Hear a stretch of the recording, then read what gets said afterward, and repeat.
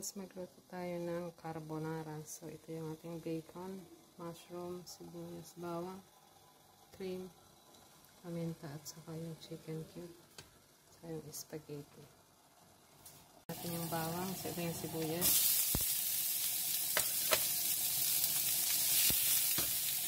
Lagyan na natin yung bacon. Guys, lagyan natin yung mushroom.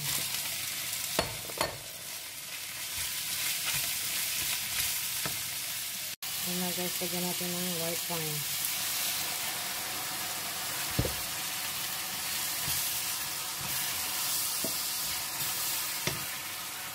Ayan mga lods, kailangan yung wine patuyuin nyo muna.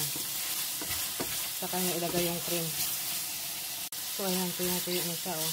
Wala na yung wine. Saka natin ilalagay yung cream.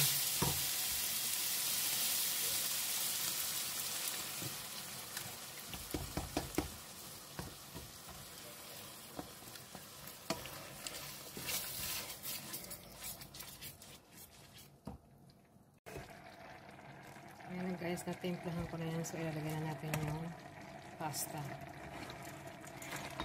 So,